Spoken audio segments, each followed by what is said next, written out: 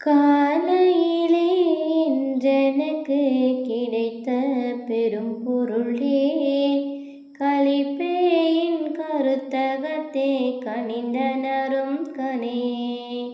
மேலையிலே இன்மையிலே ஒருமையிலே தவத்தால் மேவுகின்ற பெரும் பயனாம் விளைவை இல்லா தருமசாலையிலே ஒரு பகலில் தந்த தனிப்பதியே, சமரச சன்மாக சங்க தலையமந்த நிதியே.